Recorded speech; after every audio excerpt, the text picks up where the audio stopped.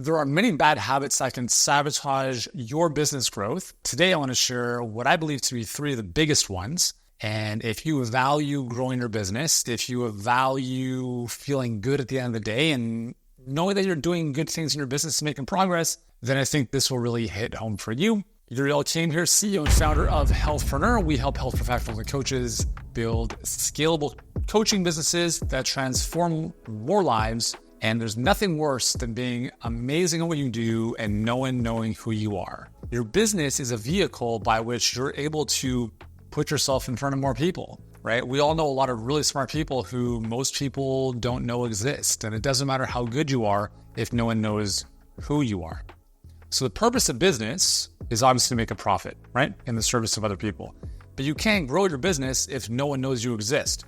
So what we're talking about here are not necessarily how to get more visible, but the fundamental understanding, like the things that lie beneath the actions, right? We just came back from our Mastery Masterminds this past weekend, and I was sharing a lot of lessons with our clients about, what it takes to get to the next level, the things that are holding us back. And a lot of times it's not the tactical stuff. It's not, where to put the button on the page. It's not necessarily a headline. It's a lot of the stuff that lives between our ears. And today I'm going to share 3 bad habits that I've seen to sabotage myself over the years and many other people as well. So the first bad habit that is sabotaging your business growth is fucking around in the morning. Here's what I mean by that is when you get out of bed, well, here's the first thing I'm going to ask you. Do you sleep with your phone right by your bed? If the answer to that question is yes, right away, you have to understand that simple act is sabotaging your business in more ways than you can probably imagine. And let me just give you an example of this, because when I talk about not messing around in the morning or messing around in the morning being a bad habit, I'm talking about checking your phone, checking email, and checking social media. Essentially what you're doing is you're saying, hey world, your priorities are more important than my own. Therefore, I want to see what's going on out there before I get to what's really happening in here. And that's one of the biggest poisons that could be sabotaging your business. So if you're sleeping with your phone, like literally beside your bed, and you open your eyes and you roll over and you grab your phone, what are you doing? Are you creating? No way. You're scrolling. You're consuming.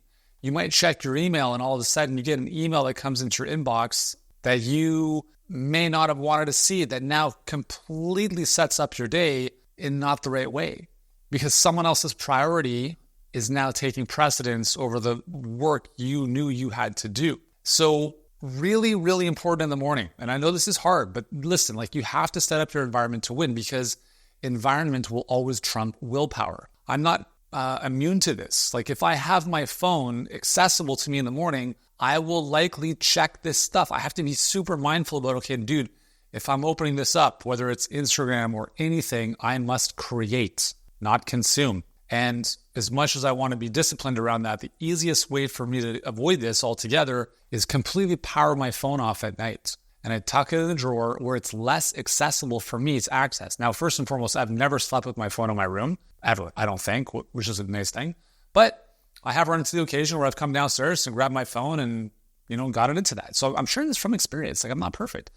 But you will feel so much better about yourself when you get into your life's work. So here's what this looks like, is you get clear the day before about what your priorities are for today. Ideally, you have some type of index card that you write down your top 3 priorities on. And these are your 3 most important things to do first thing in the morning. And it usually has nothing to do with check email and check social media. It's usually about creating things. So you set those priorities at night for the next day. At night, I would recommend you use an app like Self-Control to completely turn off all websites that you don't want access to on your computer, social media, email, etc. And you get into what you got to do. On your phone, turn it off, throw it away somewhere that you can't access or that at least is less accessible. So by not messing around in the morning, by focusing, as soon as you get up, do your business, drink some water, you got that stuff going on. But the quicker you can get into your life's work, the better you're going to feel about yourself because you're creating and you're going to feel good about that because you're contributing. You will feel better about yourself the more useful you are. And we are useful by helping other people, not by consuming. Okay, so that's number 1. Bad habit number 1 is stop fucking around in the morning. 2, is try to figure things out on your own. I've talked about this so often. It's like there's only so far you can go on your own. And if you haven't been where you want to go, then the reality is you don't know how to get there. If you did, you'd already be there in some way, shape, or form. And there's nothing wrong with admitting that you don't know. It's cool. But what is challenging is trying to plow through this uncertainty on your own when you don't really know all the nuances and the potholes to avoid and the paths to take. And you as a coach or a health professional who's coaching other people, they're coming to you because they don't know how to solve their health issue. You do. Now, if a prospect came to you and said, I've been dealing with this for 5 years, I don't know how to solve it. This all sounds great, but let me try to do this on my own for a little bit more. What would you tell them? Yeah, you're crazy. It's not going to happen. You haven't been able to do it up until now, and that's okay. You can keep your money, but you're going to keep your problems, right? Or you can invest with me and we can solve them together. So for you and your business, do your very best. And I understand financially, sometimes it's a stretch, and that's a good thing. You want to be hiring coaches, mentors, people who've been there and done that to help you who are not cheap. Don't look for the cheapest option because the most expensive advice is free advice. And the second most expensive advice is inexpensive advice. And I can't tell you how many people have come into my world who were like, oh, this all sounds great.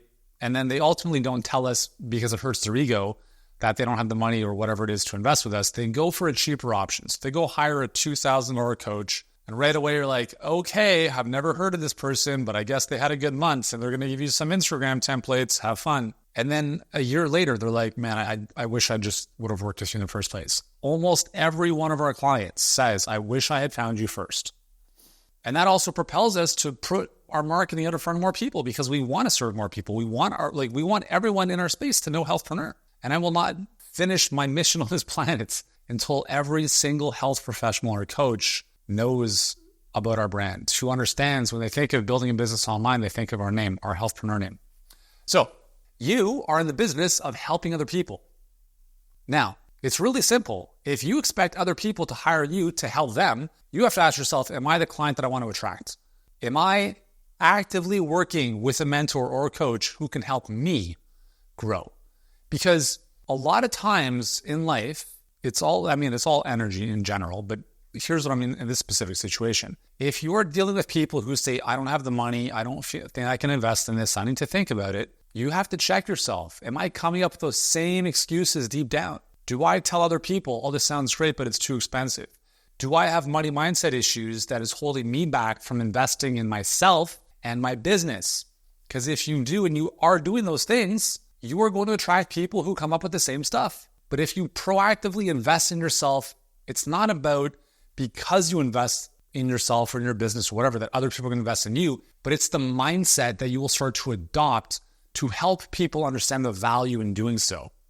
I would be an absolute hypocrite if I were like, yeah, you should totally hire me, and I never ever worked with a coach. And that's why I struggled for 3 years when I first started my business. But since 2010, I've invested more than $1.3 million in my own development, which means I've hired mentors, coaches, I've been part of masterminds, and I continue to do so to this day because I understand that I don't know what I don't know. And if I expect others to invest in me, I need to invest in me, just like you do. So if you want to grow faster, it's a lot easier to learn from other people's mistakes instead of making your own and trying to figure things out the slow way. Third bad habit that will sabotage your business is outsourcing to shitty people. So in our mastery program, this is where we have clients that are doing 6 figures en route to 7+ figures. And one of our clients was telling me that we're kind of doing some hot seats and kind of masterminding around a specific problem in their business. And she was saying the core problem that she was trying to solve was a capacity issue. She couldn't grow her business because she had a capacity issue, which means she couldn't take in more clients based on the team on delivery. So I just asked, okay, cool. How many people do you have on the team? And she said 23. And I'm like, 23? Okay, cool. I know we have a team that's about 35 people right now, and I know our revenue is significantly greater than this client's. So I'm like, let's just map out this org chart. What exactly are these people doing? And so we mapped it out and we said, okay, there's some people here, there's some people here, a lot of part-time people, a lot of one-off experts for coaching. And so I was like, why are you paying a media buyer $3,500 a month when you can manage your own ads in 10 minutes a day, at least following our process. And she knows this. Why do you have this person in this position? Why do you have this person over here? There is a lot of wastage in this business because you are outsourced. And I'm asking, are these people full-time in-house or are they outsourced? All of them, most of them are outsourced. I'm like, man, like get that media buyer out of there. You can manage your ads in 10 minutes a day.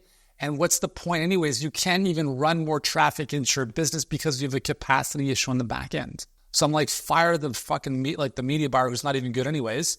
Take that money, add a little bit more to it, hire a full-time client success manager to now take on the responsibility of client outcomes so you have more capacity on the back end.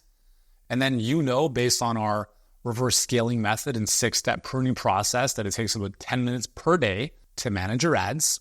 Yes, as a health professional, not a professional media buyer. And you can do that, right? Why would you outsource arguably the most important part of your business to someone who doesn't give a shit about it? So that's one example of something I see. Another thing I see is, I've got the copywriting stuff down, and I'm like, cool, like you're doing it? No, I've got a VA in the Philippines who's writing my copy. I'm like, wow, okay, cool. No wonder you're messaging shit. The less you pay, the worse it gets. All right. So when I say there's two things here: outsourcing and shitty quality people. When I say not people, but in their respective roles. If you're outsourcing, when I say outsourcing, you're giving a couple of hours to someone outside of your business, fractional COO, fractional CMO, fractional whatever. When you get fractional people, you get fractional results. My advice to you, and this is the advice that I wish I had given myself years ago, and this is what I give to my clients, is stop trying to nickel and dime your way with shitty people on very part-time basis. Get one incredible person, hire them full-time, in-house, get them committed to an outcome they're responsible for, and give them a piece of the upside. If you want more freedom in your life and to be able to step out of your business a little bit, you have to hire people who are fully committed to your vision. If you keep outsourcing to agencies, and by the way, I did that. We spent $525,000 on retainers over 4 years with 4 different agencies on the media buying side. And we fucking run our own ads. We know how to run ads better than anyone else. It's been 7 years of ROI positive ads, month over month over month in our business. We teach our clients this every day. But when I was running my own ads, when I started Healthpreneur, I was like, got to a couple, multiple 7 figures. I'm like, I don't want to do this anymore. I handed it off, and I made a mistake. I handed it off to someone outside the business. And then it's like, hey man, what's going on here? When people are outside your business, they don't care about your business. No one's going to care about your business as much as you do. And especially not if you're outsourcing people for a few hours here and there. And the other thing to remember is it's one thing to outsource. It's another thing to outsource to people who are not good. If you're looking for marketing agencies to take on your business and, generate lead flow, and you are spending anything less than $20,000 to $30,000 per month, you are wasting your money on people who don't know what they're doing. Oh yeah, I've got an agency. How much are you paying? $2,000 a month? Please take your money and run. No agency in their right mind who is worth their weight in gold will ever charge $2,000, $3,000, $4,000, $5,000. The best agencies on the planet are 10, 15, 30. 10 is on the low side. I'm talking 20 to 30,000 plus per month. And if you're like, that is crazy, that's the reality. There is a very big difference between someone who understands marketing and someone who understands marketing. You always get what you pay for in life. There is not a single exception to that rule other than wine. That's the only place I've noticed there to be an exception of you always get what you pay for. The more you pay, the better it gets. If you have found any other aspects in business or life where you think you're going to get a better outcome or better experience for less money, please let me know in the comments. And if that's a story, and if that's a belief you have, that's a story you have that you want to hold on to, by all means, hold on to it, but your business is not going to grow. I promise you that with every fiber in my fucking body, because I've seen it time and time again. And I've seen how people completely nosedive their businesses by handing off very important parts of it to outside people who don't give a shit and who are not that great. I've seen this happen with book launches. A couple friends of mine, very successful naturopathic doctors, New York Times bestselling authors. They have their next book coming out. They give the whole book launch to some dude who's like, yeah, I'll handle the whole thing. And the whole thing is a disaster. I had someone who had come into my previous business who said, listen, I'm going to beat the control. I'm going to do better than what you're currently doing with this one funnel. And we're like, okay, cool. And again, at the time, I think it was a couple grand. We gave him the reins to do this thing for 90 days and he completely shit the bed. That was 90 days that we couldn't get back because that was lost time. And I share this with you from personal experience. Like, you're much better off investing in your own skills to become dangerously good at the thing you don't want to do so that you can make more money to hire someone full-time in-house who can do the thing you don't want to do. And I share this with you as a word of caution. When you see coaches out there, when you see marketing agencies or people who are like, yeah, I'll hook you up with some VAs or some setters or some sales reps, or I will do the lead gen for you. I really implore you to think about this. You have to understand, you have to ask yourself, is this person best in class or are they just what's top of mind right now? Because if you are making decisions based on what is available and what is cheapest, you will lose.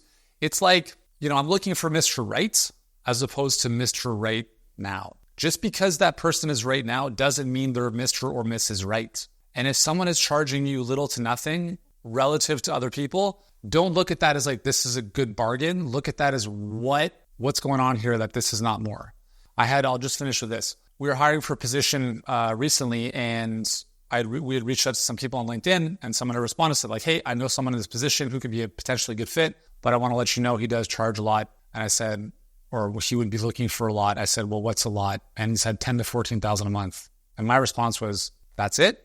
His belief that that was a lot of money started to question the very person he wanted to refer into my business. And so please understand that you always get what you pay for. Do not look to outsource to shitty people who don't know what they're doing. Look for the best people in class.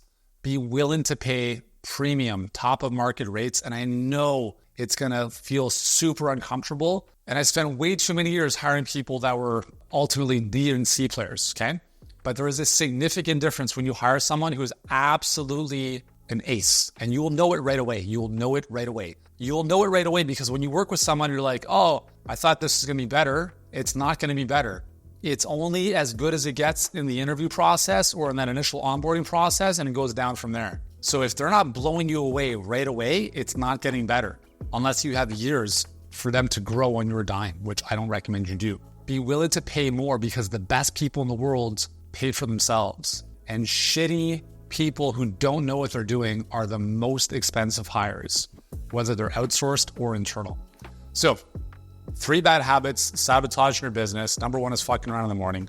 Number 2 is trying to figure everything out on your own. And number 3 is outsourcing to people who don't know what they're doing and obviously charge accordingly. So of those 3, which one hits home for you? Let me know in the comments below. Thanks for hanging out with me today, and I'll see you in the next episode. There are 5 work habits that will guarantee you do not become a millionaire. Yes, that is correct. You heard me right. If you do these 5 things, you will not become a millionaire. You will not become financially free. You will not pass go and collect $200.